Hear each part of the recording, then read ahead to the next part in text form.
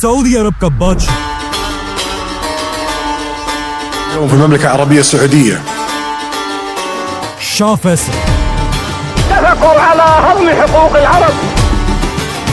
मुसलमान दुनिया का वो अकेला बादशाह जिसके एक ही हुक्म से सुपर पावर अमेरिका ने उसके सामने घुटने टेक दिए थे, जिसने फलस्तीन की आजादी के लिए पूरी दुनिया से दुश्मनी ली थी। نقبل بتقسيم فلسطين लेकिन जैसे ही शाह फैसल मुसलमान दुनिया का सबसे बड़ा लीडर बना, أو أن يتكدر الشرق. शाह फैसल को उसके अपने ही भतीजे सऊदी खानदान के एक शहजादे ने गोली मारकर शहीद कर दिया। लेकिन आखिर सऊदी खानदान को इतनी ताकत मिली कहां से? इसके लिए हमें बहुत पीछे जाना होगा। आज से 1400 साल पहले रसूलुल्लाह सल्लल्लाहु अलैहि वसल्लम ने अपनी जिंदगी में अरब का ये सारा इलाका फतह कर लिया था। लेकिन जैसे ही रसूलुल्लाह सल्लल्लाहु अलैहि वसल्लम इस दुनिया से चले गए, अरब के बहुत सारे कबीलों ने पहले खलीफा अबू बकर रज़ियल्लाहु तआला अन्हु के खिलाफ बगावत का ऐलान कर दिया। نطيع أوامر أبو بكر بعد الآن. और सिर्फ यही नहीं, कुछ लोगों ने तो नबी होने का झूठा दावा भी किया था, जिनमें सबसे बड़े झूठे नबी का नाम था मुसैलमा कज़्ज़ाब। أنا الرسول.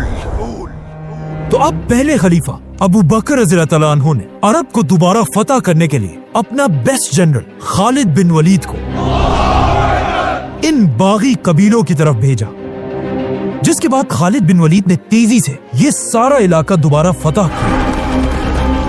और आखिर उनकी लड़ाई तारीख के सबसे बड़े झूठे नबी मुसैलमा कज़्ज़ाब से हुई, जंगे यमामा। इस जंग में खालिद बिन वलीद ने मुसैलमा कज़्ज़ाब और उसके कबीले बनु हनीफा को ऐसा हराया कि अगले 1000 साल तक बनु हनीफा दोबारा अपने पैरों पर खड़े नहीं हो सके। लेकिन 1000 साल के बाद मुसैलमा के कबीले बनु हनीफा से एक नया बादशाह सामने आया, सऊदी खानदान का पहला बादशाह, जिसका नाम था मुहम्मद बिन सऊद। जब सऊद बादशाह बना, उस वक्त दुनिया की सबसे बड़ी ताकत उस्मानिया खिलाफत थी, जिसमें ज्यादातर उस्मानी बादशाह सूफीज़म को फॉलो करते थे। और उस्मानिया सल्तनत के दौर में मक्का का ये हाल था कि मक्का की ग्रैंड मस्जिद में रोज एक ही नमाज पढ़ने के लिए 4 अलग इमाम खड़े होते थे, हनफी, शाफी, मालिकी और हम्बली। और इनमें से कोई भी एक दूसरे के इमाम के पीछे नमाज नहीं पढ़ता था। ये सब देखकर अरब में एक स्कॉलर ऐसा था जो इस सिस्टम से बिल्कुल खुश नहीं था, मोहम्मद बिन अब्दुल वहाब। लेकिन जैसे ही वो इस सब के खिलाफ आवाज उठाने लगे, लोगों ने उन्हें अपने ही शहर से निकाल दिया। अब मोहम्मद बिन अब्दुल वहाब के पास इल्म तो था, लेकिन अपने ख्यालात ज्यादा लोगों तक पहुंचाने के लिए उन्हें ताकत की जरूरत थी। और ये ताकत उन्हें तब मिली जब उन्होंने दुनिया के पहले सऊदी बादशाह के साथ दोस्ती का हाथ मिलाया, जिसके बाद सऊदी और वहाबी खानदान ने मिलकर अरब के इलाके नजद में एक मजबूत हुकूमत बनाई। अब सऊदी खानदान की एक मजबूत हुकूमत तो बन चुकी थी, लेकिन फिर भी उनकी उस्मानिया खिलाफत के सामने कोई औकात नहीं थी। उस्मानिया खिलाफत अब भी मुसलमानों की सबसे बड़ी ताकत थी। लेकिन इस सब के 200 साल बाद उस्मानिया सल्तनत अपनी आखिरी सांसें ले रही थी। वर्ल्ड वॉर 1,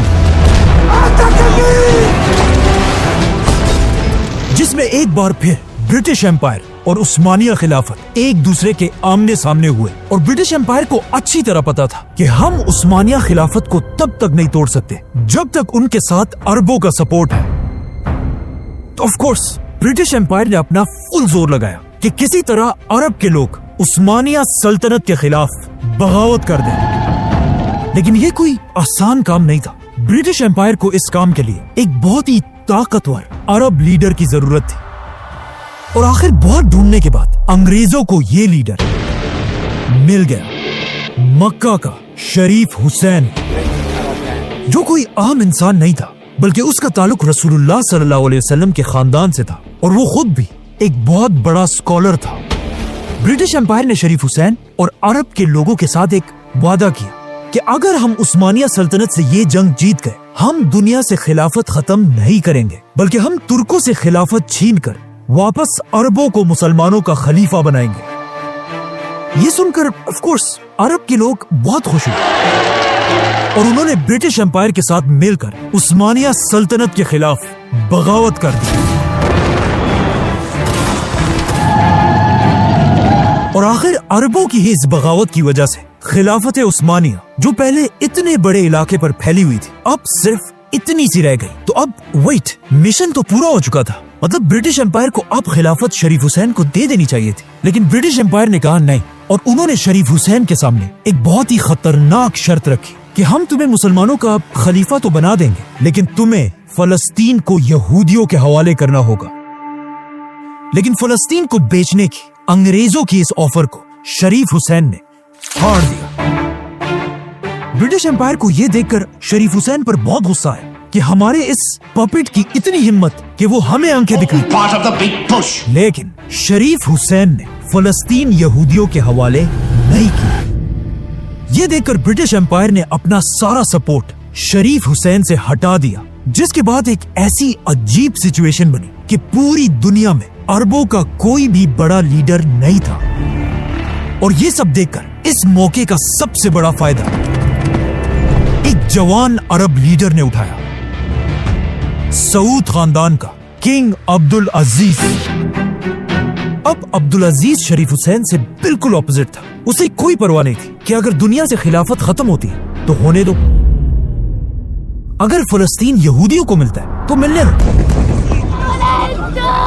اسے صرف عرب کا بادشاہ بننا تھا اور انگریزوں کو بھی بالکل ایسے ہی ایک سیلفش مسلمان لیڈر کی ضرورت تھی جو صرف اپنا سوچے اور باقی مسلمانوں کی اسے کوئی پرواہ نہ ہو۔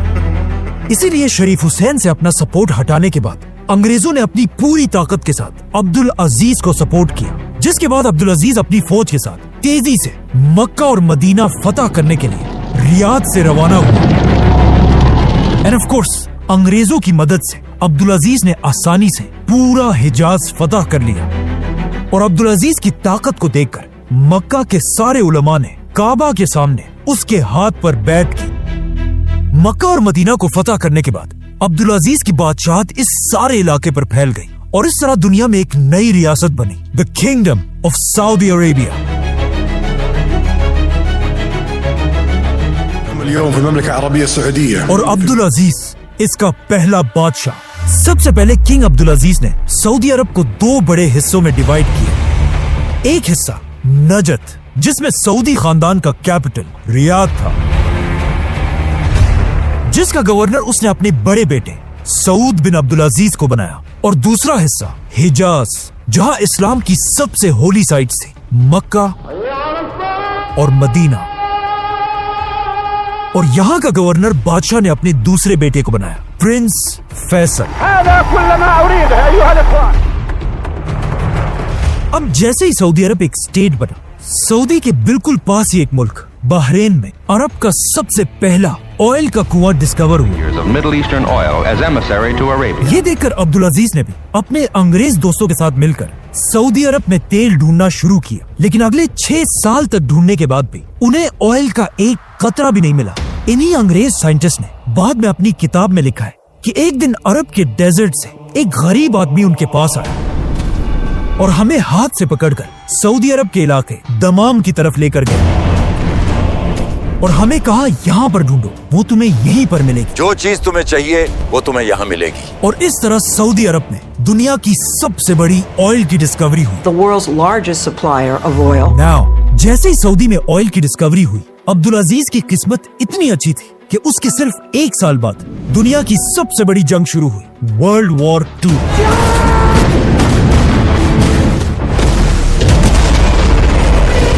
جس کی وجہ سے پوری دنیا کو آئل کی سخت ضرورت تھی۔ یہ دیکھ کر کنگ عبدالعزیز پوری دنیا کو سعودی کا تیل بیچنے لگا، جس کی وجہ سے سعودی عرب کی اکانومی 2000 ٹائمز بڑھ گئی اور عبدالعزیز ایک غریب بادشاہ سے اب دنیا کا سب سے طاقتور بادشاہ بنا۔ اس جنگ میں ورلڈ وار 2 میں عبدالعزیز جرمنی کے ہٹلر کے خلاف امریکہ کے ساتھ مضبوطی سے کھڑا رہا. discuss mutual problems of trade and relations with Saudi Arabia. لیکن ورلڈ وار 2 ختم ہوتے عبدالعزیز کے انگریز دوستوں نے دنیا میں ایک نیا ملک بنایا, اسرائیل. جیسے اسرائیل کے لیڈر نے اسرائیل کی آزادی کا اعلان کیا, Finally, by the grace of God, اس کے صرف ایک دن بعد آلموسٹ بہت سارے عرب ملکوں نے مل کر اسرائیل پر حملہ کر دیا. اب جب سارے عرب اسرائیل کے خلاف لڑ رہے تھے, دنیا کا سب سے بڑا عرب بادشاہ عبدالعزیز چپ کر کے بیٹھا ہوا تھا. عبدالعزیز کے پاس پیسہ تو بہت تھا اور بہت بڑی فوج بھی تھی, لیکن فلسطین کو بچانے کے لیے عبدالعزیز نے کوئی بھی قدم نہیں اٹھایا, اور صرف 800 سعودی والنٹیئرز نے جا کر اسرائیل کے خلاف جنگ لڑی.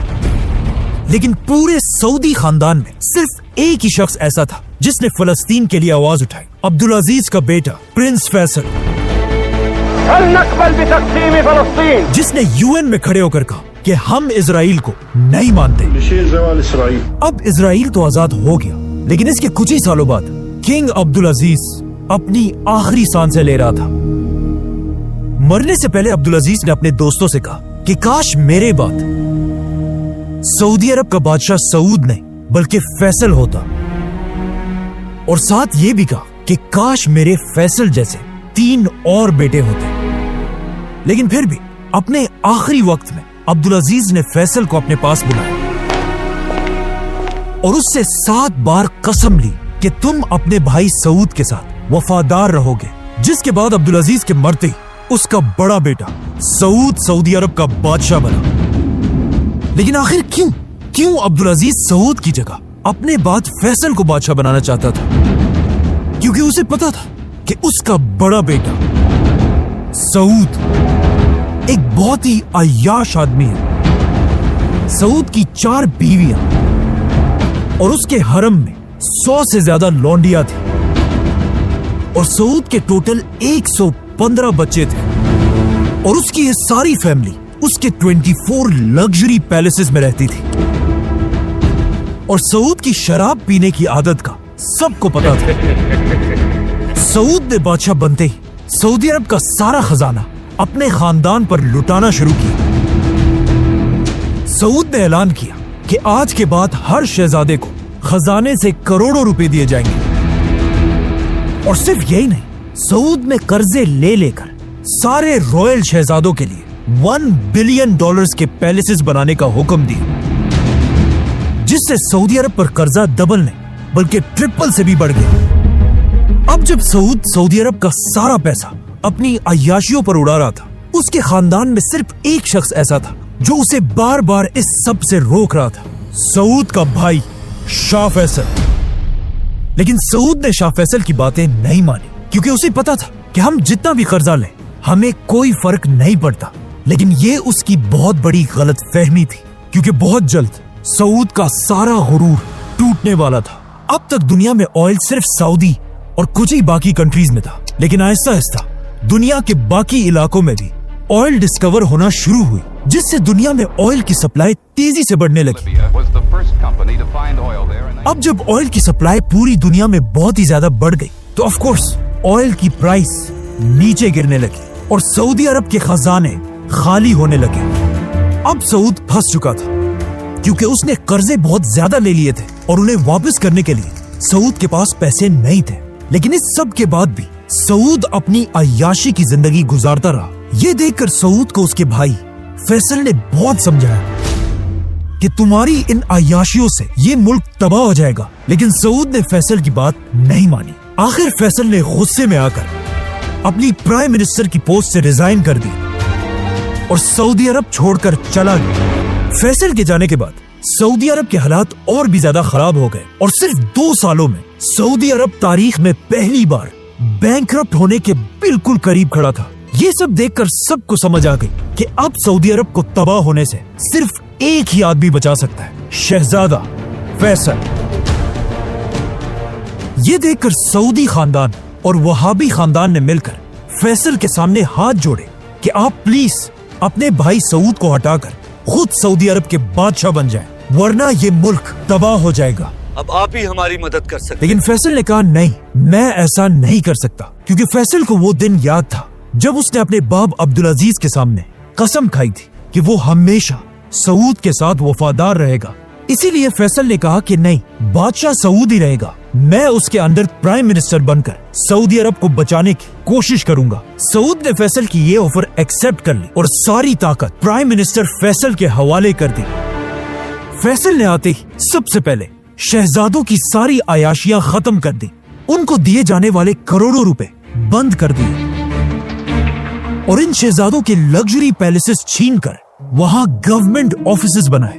और सबसे बड़ा काम फैसल ने यह किया कि तारीख में पहली बार सऊदी अरब से स्लेवरी खत्म कर दी।